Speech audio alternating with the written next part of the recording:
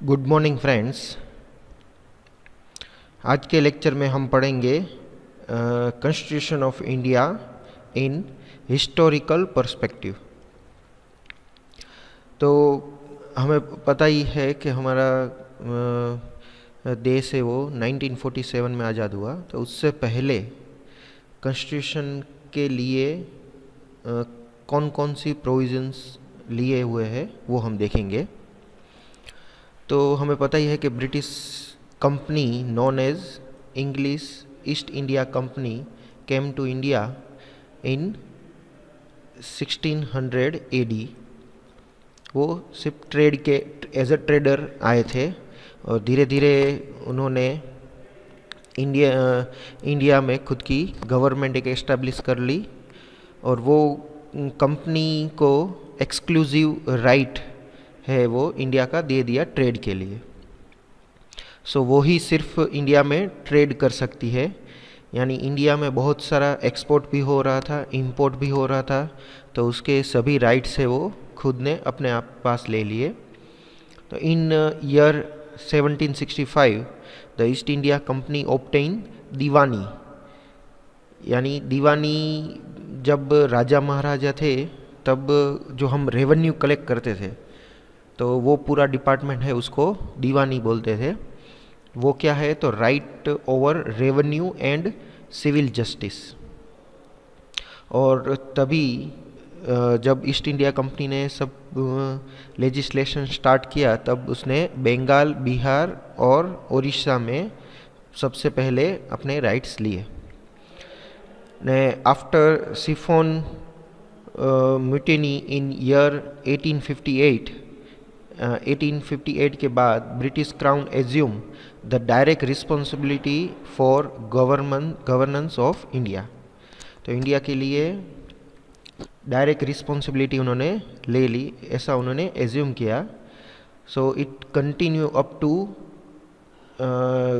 August 15, 1947 after India is free. तो जब 1858 से उन्होंने पूरा इंडिया कैप्चर किया, तब से जब तक हम फ्री नहीं हुए तब तक उनकी गवर्नमेंट है वही इंडिया में कंटिन्यू रही। तो बिफोर 1947 इंडिया है वो दो पार्ट में डिवाइडेड था। It is divided in to entity. British India एक है हमारा पूरा ब्रिटिश इंडिया, और which is consist of 11 provisions, यानी जैसे हम स्टेट बोल सकते हैं कि उसके 11 प्रोविजंस थे, एंड प्रिंसिलरी स्टेट थे जो अभी भी जिसमें राजा है वो ही रूल करते थे। दो पार्ट में पूरा इंडिया है वो डिवाइडेड था। बट वो जो प्रिंसिलरी स्टेट थे जिसपे राजा महाराजा रूल करते थे उसमें जो एक्चुअल में तो it is ruled by Indian princess under subsidiary alliance policy. Subsidiary alliance policy में उनको सभी रूल्स जो ब्रिटिश इंडियन गवर्नमेंट है उनके सभी रूल्स उनको फॉलो ही करने पड़ते थे। Then two entities merge together to form Indian union. ये दो है 11 प्रोविजंस एंड प्रिंसिलरी स्टेट, वो सब मिलके इंडियन यूनियन बनाते थे। But many of the legacy system in British India is followed even now, यानी तब जो हमने जो भी पॉलिसीज़ बनाई थी उसमें से थोड़ी बहुत आज भी फॉलो हम करते ही है। तो the historical underpinning and evolution of Indian constitution can be traced to many regulation act passed before Indian independence. तो इंडिया के इंडिपेंडेंस से पहले भी हमारा जो कॉन्स्टिट्यूशन है उसका काम है वो स्टार्ट हो गया था, और बहुत सारे रूल्स है वो वहीं से हम डायरेक्टली यूज़ कर रहे हैं। तो Indian system of administration, Indian democracy is a parliamentary form of democracy. तो हम जो है वो पार्लियामेंट्री फॉर्म यूज़ करते हैं डेमोक्रेसी के, where executives is responsible to parliaments. और एग्जीक्यूटिव्स कौन कौन कौन होते हैं जो हम इलेक्शन से वहाँ भेजते हैं, जो भी पार्लियामेंट है वहाँ। और पार्लियामेंट दो टाइप की है for India. First one is Lok Sabha, जो सेंटर बराबर जिससे हम चूज़ करके वहाँ भेजते हैं। And second one is Rajya Sabha. Rajya Sabha में स्टेट द्वारा नॉमिनेट किए हुए लोग वहाँ पे रहते हैं। Also the types of governance is a federal. Federal यानी there is a separate executive and legislation at centre and state. तो इंडिया में भी सेम ही है कि सेंटर यानी पूरे इंडिया में, और स्टेट यानी state wise. Most of laws है वो सेंटर और स्टेट में कॉमन है, बट स्टेट है वो अपने भी डिसीजन अपने आप बहुत सी जगहों पे ले सकता है। तो इस तरह से सेंटर और स्टेट दोनों में अलग अलग लॉज है वो है। Then we also have self governance at local government level. जैसे लोकल गवर्नमेंट में पंचायत, जिला पंचायत वो सब भी आ गई, तो वहाँ भी सेल्फ गवर्नेंस होता ही है। All this system on their legacy to British administration.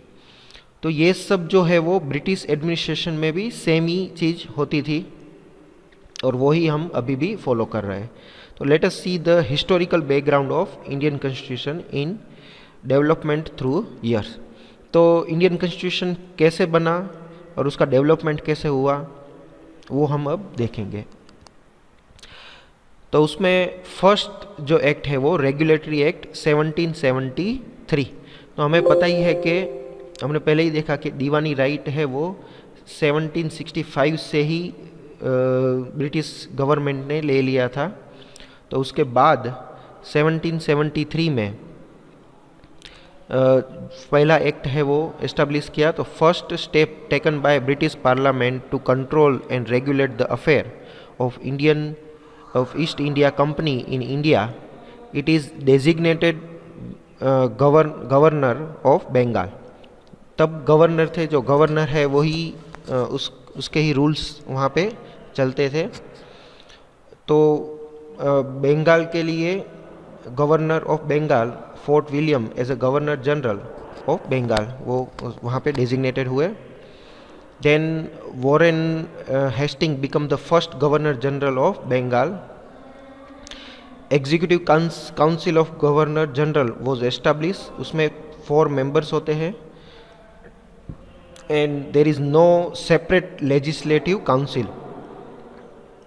यही है पूरी काउंसिल होती थी, जिसमें 4 मेंबर और एक गवर्नर होते थे, और कोई सेपरेट लेजिस्लेटिव काउंसिल तब नहीं थी। It subordinated the governor of Bombay and Madras to govern and governor general of Bengal. और बॉम्बे और मद्रास के गवर्नर थे वो भी उनके साथ ही सबऑर्डिनेट में रहते थे। And supreme court was establish at Fort William Calcutta as apex court in year 1774। तो 1774 में ही सुप्रीम कोर्ट एस्टेब्लिश कर दी थी।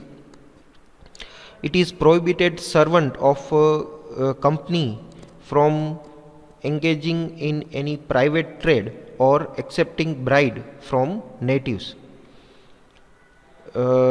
Okay, and then court of directors, the governing body of companies, should report its revenue. तो court of directors है should report its revenue.